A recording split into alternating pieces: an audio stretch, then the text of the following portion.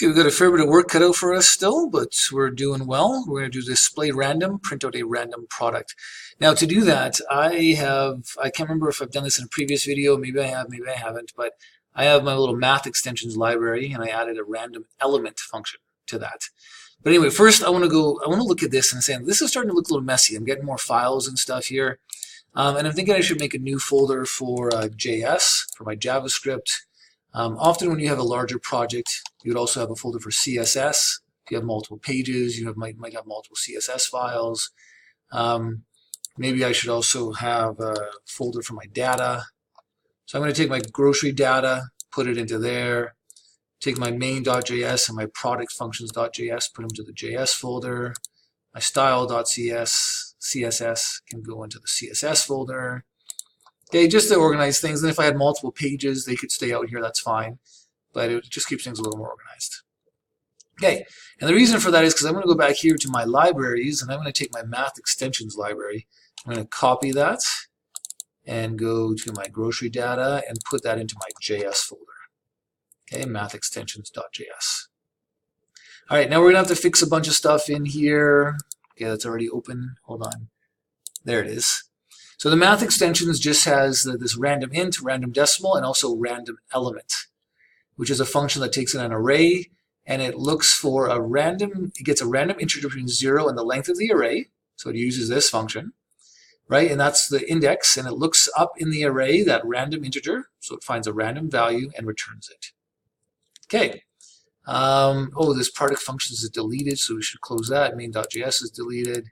Index.html is still okay, but now I've got to go JS/, right? And here JS/, because we put those things into that folder, and I'll have to make a new script tag, JS/math extensions. Okay, my CSS also won't work anymore, so we have to go CSS/ to fix that. And then also my fetch. So in my main.js here, this is now in data/grocerydata.txt. Okay, hopefully I didn't break everything. Okay, it's still printing. That looks good. Display all products. Yay. Display price range between maybe 10 and 40. Ooh, lots more. All the prices, 37 of them. Okay, cool. I think when I generated this data, I chose random numbers between 5 and 50. So, okay. Anyway, now that we've done that, let's get option 3, which is display random. Okay, so index here. We'll do display random product. Change the value. Display random product. Beautiful. And now in here, display random product.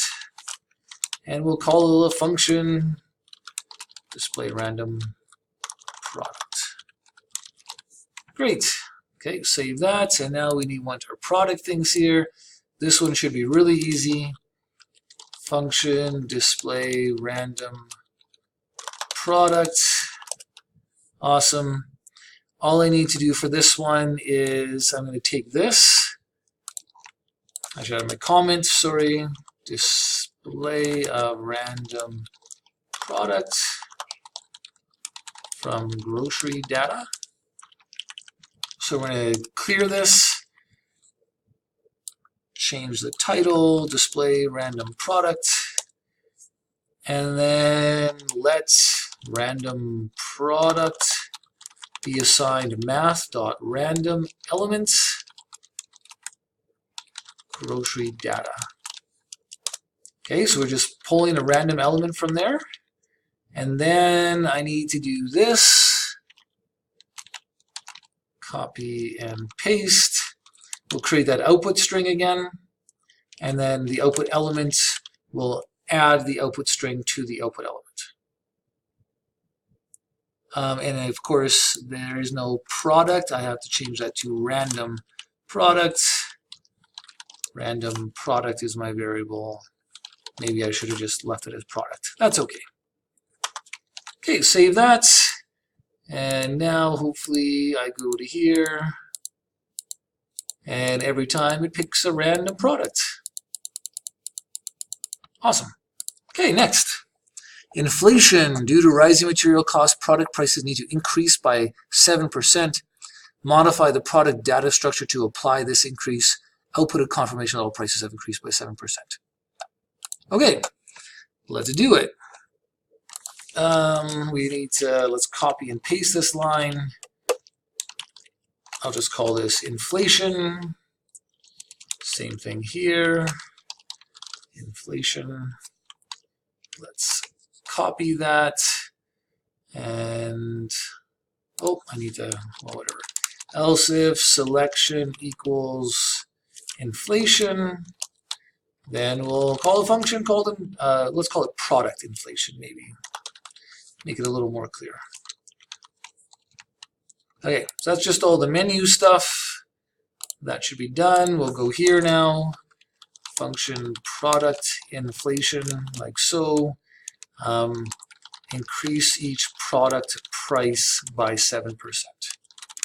So I have to do it to each product, so I'm going to loop through my grocery data array. Right, dot length, this boring loop that we do all the time to loop through every element. And all I need to do here is grocery data at position I dot price times equals 1.07. Right, so if I want to increase it by 7%, that's 107%, which is 1.07 as a decimal. And this times equals just says take what's currently in there, multiply it by 1.07, and then save it back into there. Right? It's the same as doing grocery data I dot price times 1.07. Right? It says take what's currently in there times 1.07 and then put it back into where we got it from. And just the shorthand notation, if I just undo, that's the shorthand notation of that same thing. Okay, and then I'll just go, let's copy this. And we'll just say product inflation, and then output element.innerHTML plus equals, and we'll just say all product prices have increased by 7%. So just so that they know that, hey, yes, this did happen, right? So if I display all products, cool. The first one's 31.44. So now if I say inflation, all product prices have increased. So if I display all products again, yep, looks like it's inflated. Okay, and now we've got nasty decimals because we've been doing 1.07 and stuff like that. Do I want to fix that? Do I care? Yeah, I don't care. Unless there's a really quick way to fix it. I think I can do, oh, what was it again? Is there like a .2 fixed 2?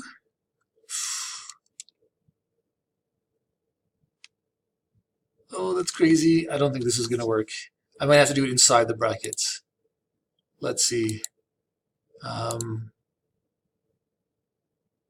Okay, that might work.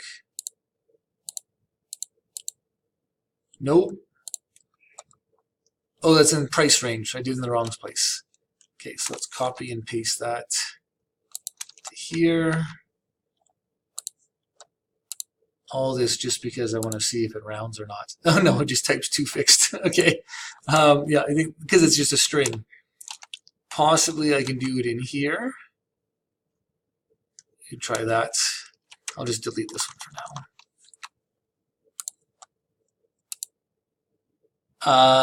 Could be working.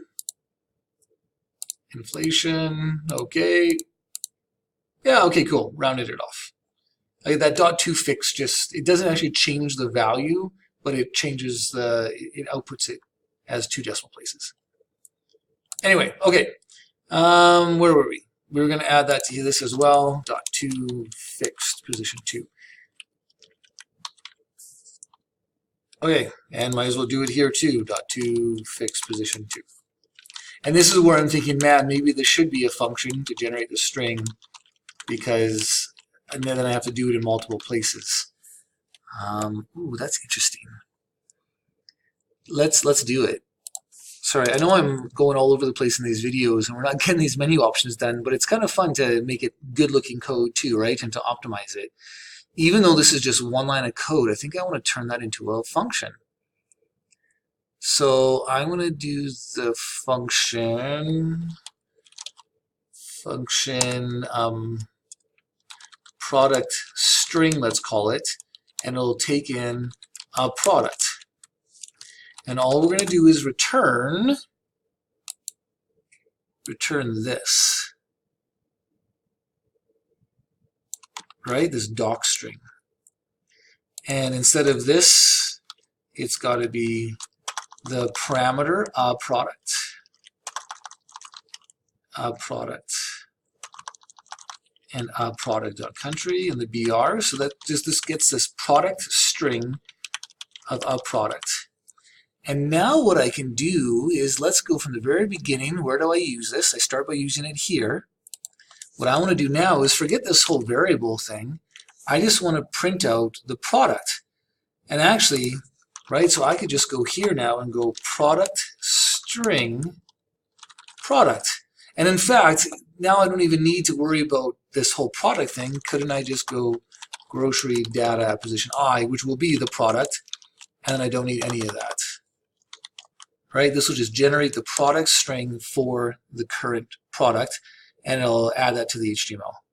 Woo! That's pretty cool. And then I should be able to do the same thing here.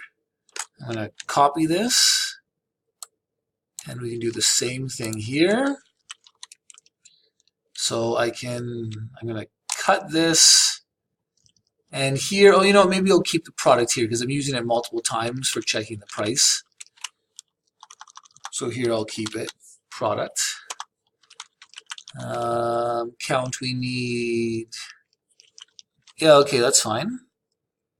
And then here, we'll get rid of that and just go product string random product. Right, so we got the random product, and then we'll convert it to a product string, which we can output.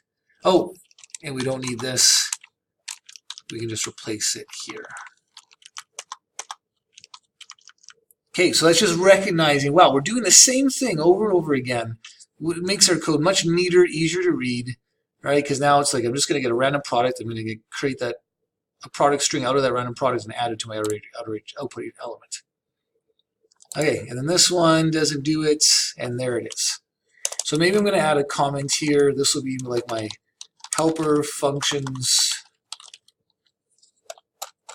Up here, this will be my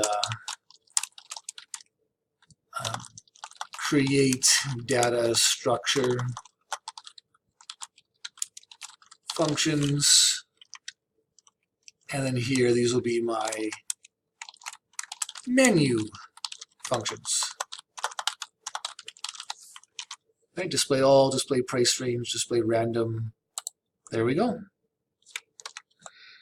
Okay, cool. So looping through, modifying the elements, outputting that they've changed, and go 3144. If I go inflation, go, do it a couple times, you'll see that it changed a bunch of times. Okay, cool. All right, what's next? Inflation price stats. Oh dear. Okay, we'll do that in the next video. Okay, take care.